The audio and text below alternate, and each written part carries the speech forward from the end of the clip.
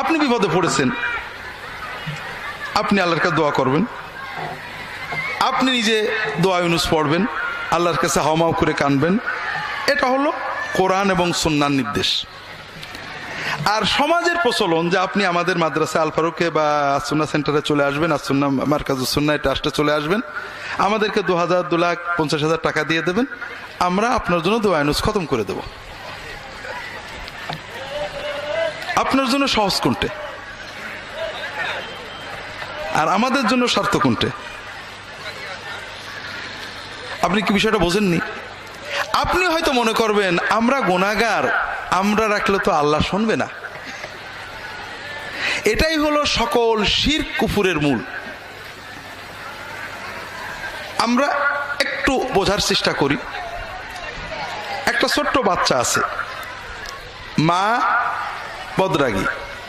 আচ্ছা বলেন তো, বাচ্চাদেরকে সবচেয়ে বেশি মারে মা, বাবা, খালা, দাদি, ফুফু না বোন?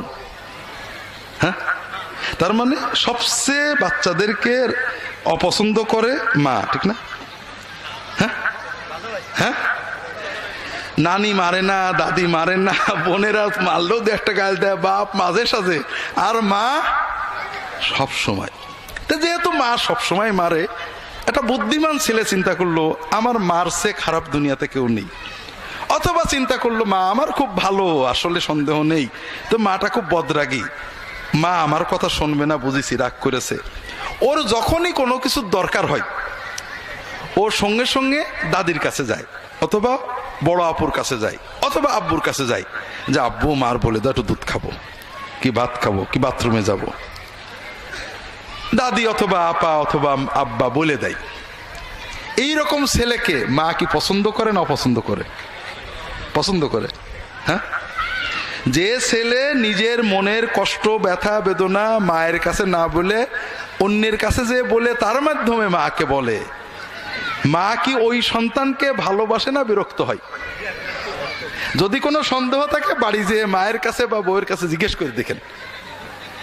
মায়ের মাতৃত্বের দাবি হলো যে সন্তান তার কথা সবচেয়ে আগে কাকে বলবে? মাকে বলবে। যে সন্তান মাকে না বলে আগে অন্য কাউকে বলে, সে মায়ের মাতৃত্বকে অপমান করে। বুঝতে পারেন? আমাদের রব রব্বুল আলামিন, আল্লাহর রুবুবিয়তের দাবি হলো যে আমার সকল কথা প্রথমে কাকে বলবো?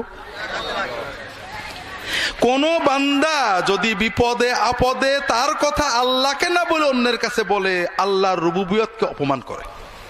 কথা বোঝেন?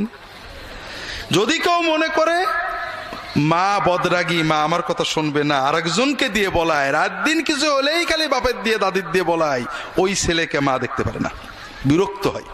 কারণ ও মাকে পরিবারের সামনে অপমান করেছে। ঠিক না ভাই?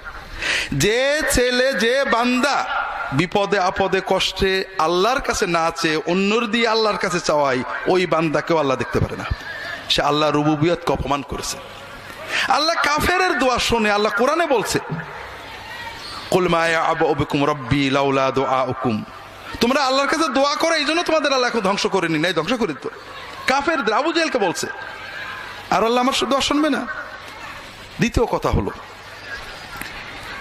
আমরা আল্লাহ তাআলার কাছে দোয়া করব, আল্লাহ ব্যবস্থা দিলেন সরাসরি দোয়া করব, চাইব। আমরা নিয়ম করলাম হুজুরদের মাধ্যমে চাইব। আরো মজার ব্যাপার দেখেন, আপনি বিপদে পড়েছেন, আর বিপদে পড়লে হাদিস শরীফে সহিহ হাদিস আসছে, দোয়া ইউনুস পড়ে আল্লাহর কাছে চাইলে আল্লাহ কবুল করে। দোয়া ইউনুস মানে কি? লা ইলাহা ইল্লা আনতা সুবহানাকা ইন্নী কুনতু মিনাজ জালিমিন। লা ইলাহা ইল্লা আনতা, আল্লাহ তুমি ছাড়া কোনো মাবুদ নেই। তার মানে বিপদে পড়ে ডাকার মতো, বিপদ থেকে তরানোর মতো, বিপদগ্রস্তকে রক্ষা করার মতো, বিপদগ্রস্তের ডাক শোনার মতো আল্লাহ তুমি ছাড়া কেউ নেই। ইন্নী কুনতু মিনাজ জালিমিন, আল্লাহ আমি অন্যায় করে ফেলেছি। এর অর্থ কি? যে আমাদের উপরে যে বিপদ আপদ গজব কষ্ট আসে আমাদের অন্যায়, ঠিক না? আর বান্দা যখন অন্যায় স্বীকার করে আল্লাহর কাছে কান্দে, আল্লাহ মাফ করে দেয়। এটাই তো কথা। এই জন্য রাসূলুল্লাহ সাল্লাল্লাহু আলাইহি ওয়াসাল্লাম বলছেন, যদি কোনো বান্দা বান্দি যে কোনো বিপদে দোয়া ইউনুস পড়ে আল্লাহর কাছে দোয়া করে, আল্লাহর সঙ্গে সঙ্গে তার দোয়া কবুল করে নেন। এটা হলো আল্লাহ এবং তার রাসূল সাল্লাল্লাহু শিক্ষা। আমরা কি শিক্ষা দিই আপনাদের? দোয়া ইউনুস শুধু পড়লে হবে না, খতম করতে হবে। খতমটা কিন্তু আমাদের বানানো, কোরআনেও নেই, হাদিসে নেই। কোরআনে বেশি বেশি পড়ো, সাধ্য মতো পড়ো আর কান্দো। আপনি যদি মনের আবেগে 100 বার, 50 বার, 2 বার, 10 বার পড়ো, আল্লাহর কাছে হতে পারে। আর খতম মানে 1 লক্ষ, 1.25 লক্ষ শুনলে আপনার চোখ এখান থেকে এখানে উঠে পড়ে। অত পড়বো কি করে? সিস্টেমটা আমরা বানাইছি কি জন্য? যেন আপনি আগেই বোঝেন যে একা সম্ভব না। গুড। এরপরে আপনাদেরকে বললাম যে আপনি হবেন না, আপনি অন্তত 40 জন আলেমকে ডাকতে হবে। অনেক এলাকায় আছে, জানি না আমাদের ঝিনাইদহে আছে কিনা। আমরা ছোটবেলায় খতমে গেছি, গুণাগুন্তির বিষয় জানি না। তবে চট্টগ্রাম বিভিন্ন জায়গায় আমরা শুনেছি নিয়ম হলো 40 জন আলেমকে ডাকতে হবে। তো 40 জন আলেম আসবেন, তারা দোয়া করবেন। আপনারা লক্ষ্য করেছেন কিনা, আমি নিজে দেখছি, যখন কোনো বাড়িতে আমরা খতমের জন্য যাই অথবা পিতামাতার দোয়ার জন্য যাই, বাড়ির যারা মানুষ তারা কিন্তু কেউ দোয়ায় শরীক হয় না। খেয়াল করেছেন? রান্না বাড়া, খাওয়া দাওয়া, কথাবার্তা, মেহমানদারি, দোয়ায় কিন্তু তারা আসে না কেউ। কারণ তারা বোঝে এত টাকা খরচ করে হুজুরদের দোয়া করছে, আবার আমরা কি দোয়া করবো? ঠিক না? তাহলে আমরা 40 জন আলেম সবাই বলছি আল্লাহ আমি জালেম, ইন্নী কুনতু মিনাজ জালিম, আল্লাহ আমি জালেম, আল্লাহ আমি জালেম, আল্লাহ আমি জালেম। আর আপনি বাড়িওয়ালা একমাত্র আলেম যে নিজেকে জালেম বলে স্বীকার করছে না। এটাই তো কথা। আচ্ছা, বিপদটা আসছে কার? আপনার। কার অন্যায় আসছে? আপনার। আর আমরা 40 জন হুজুর বললাম আমি জালেম, আমি জালেম, আপনি একবারও স্বীকার করলেন না। এই বিপদ কোন যাই। কিন্তু আলহামদুলিল্লাহ আমাদের খাওয়াও হবে, টাকাও হবে, আপনার কিছু হোক আর না হোক। তো এই জন্য এটা আমাদের সিস্টেমটা আপনার উপযোগী না। আর আল্লাহ এবং তার রাসূল সাল্লাল্লাহু আলাইহি ওয়াসাল্লাম যেটা দিয়েছেন সেটা আপনার উপযোগী। এতে আপনার আরেকটা লাভ আছে। এটা আমার যে অনেকগুলো ঘটনা আছে আমার জীবনের। একটা ঘটনা আমি বারবারই বলি, যারা অনলাইনে আমার লেকচার শোনেন তারা অনেকে রিপিটেডলি শোনেন, কিন্তু সবাই তো আর অনলাইন শোনেন না। এজন্য বলি আপনাদের অনুভবের জন্য, যে আমরা অনেক সময় আল্লাহ তাআলার কাছে দোয়া করার মজাটা বুঝি না। আমি যখন ইসলামিক টিভিতে কাজ করি, আমি কোন কোন বারে লাইভ করতাম সবাই জানে। আর লাইভ স্টুডিওতে ঢোকার অন্তত 1 ঘন্টা আগে পৌঁছে দিতে হয় টিভিতে। তো সম্ভবত একদিন মঙ্গলবারে স্টুডিওতে যাওয়ার আগে বসে আছি রেডি হয়ে,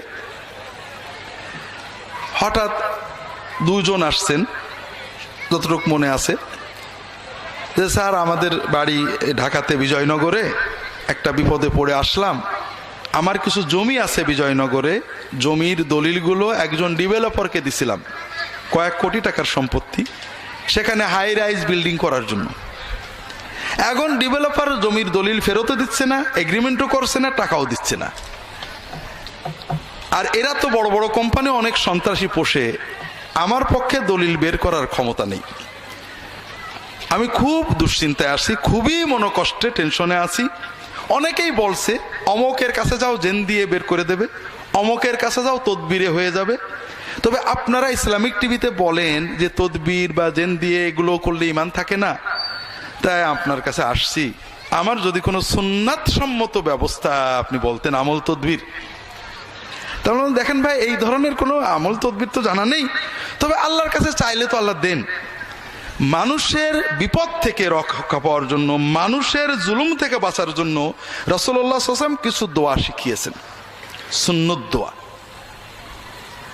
তো আপনি আমার রাহে বিলায়াত বইটা দিলাম, যে আপনি এই দোয়াগুলো দাগ দিয়ে দিলাম, এই দোয়াগুলো মুখস্থ করে অর্থসহ, সবচেয়ে ভালো হয় তাহাজ্জুদে পড়বেন, নামাজে সেজদায় যে আল্লাহর কাছে যতটুকু মনের আবেগ চোখের পানিতে চাইতে থাকবেন, বারবার পড়বেন, দোয়া মাসুরাই পড়বেন, নামাজ শেষ করে আল্লাহর কাছে কেঁদে কেঁদে বলবেন, এগুলো বলতে থাকেন, হয়তো আল্লাহ দিয়ে দিতে পারে।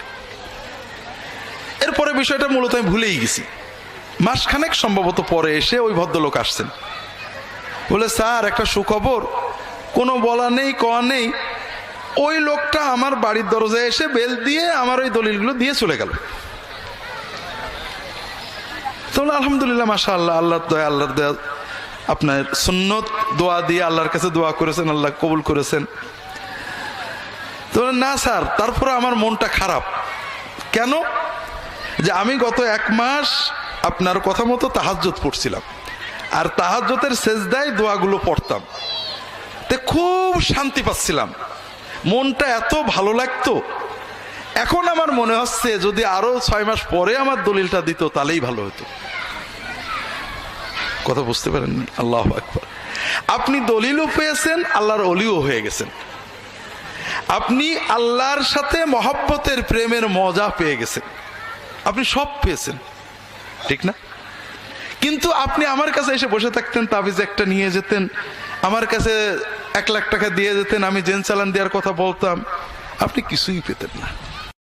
জিকির মাহফিল করা, 1.25 লক্ষ বার তসবিহ খতম করা, আলেম সাহেবদের দ্বারা কোরআন খতম করানো, দল বলে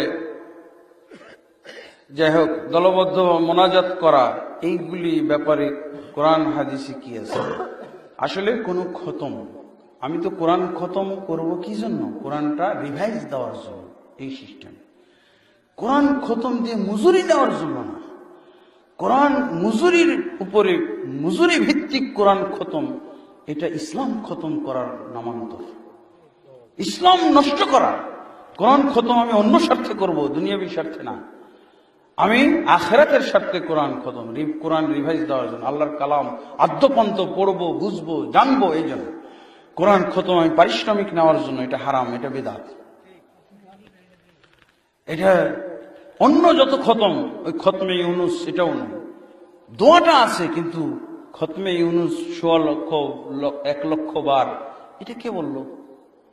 এগুলো প্রক্রিয়া কোথা থেকে আসলো? আল্লাহ রসুল কখন লা ইলাহা ইল্লা আনতা সুবহানাকা ইন্নী কুনতু মিনাজ জালিমিন সাহাবায়ে কেরামকে নিয়ে কোন বাড়িতে পড়েছেন? মসজিদে নববীতে 1 বার পড়েছেন। আল্লাহ রসুল যা করেছেন করা সুন্নত, যা করেননি তা বর্জন করা সুন্নত। যা করেছেন এটা কোরআনের আয়াত, এটা আমি একাকি বালা মুসিবতের সময় পড়তে পারি। ইউনুস আলাইহিস সালাম একাকি পড়েছিলেন মাছের পেটে, তার পক্ষে কেউ পড়ে নাই, কোনো হুজুর পড়ে নাই, কোনো উম্মতের ভক্তরা পড়ে নাই, ইউনুস নবীর সাহাবীরা পড়ে নাই, উনি একাকি পড়েছিলেন। এইভাবে যার মুসিবত সে পড়বে, অথবা সে দোয়া চাইবে মুসলমানের। কিন্তু এই দলবদ্ধভাবে এইভাবে খতম পড়া, আমাদের সমাজে কত খতম আছে, খতমে খাজেগান, খতমে ইউনুস, আর খতমে কি শেফা, খতমে, অনেক অনেক জিনিস আছে। এগুলো আসলে আমরা পাই না, এগুলো সম্পর্কে আমরা অজ্ঞ, বুঝেছেন? এইসব খতম টতম এগুলো আমরা জানি না। খতম পড়া আমি বাস্তব ভিত্তিক, কোরআন আমি রিভাইজ দেওয়ার জন্য পড়ব। আর জানবেন, কোরআন খতমের সওয়াব 5 জন লোক পায়।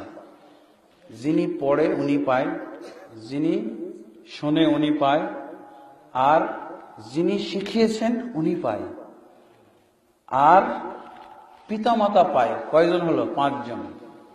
আর একজন পায়, উনি নবী মুহাম্মদ রাসূলুল্লাহ সাল্লাল্লাহু আলাইহি ওয়াসাল্লাম, অটোমেটিকলি এগুলো পায়। তাহলে আমি কোরআন কার জন্য পড়বো?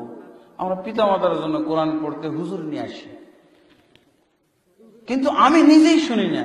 5 জনের 1 জন না, যে দাওয়াত খাওয়ায়, কোরআন খতম পড়ায় 5-6 জনের 1 জন না। ফালতু খরচ, অনর্থক কাম। ও না পড়লো, না শুনলো, না ও পিতামাতা এদের। তাহলে এইভাবে আমাদের অযথা হয়ে বেকার হচ্ছে পরিশ্রমগুলো, না জানার কারণে, জ্ঞান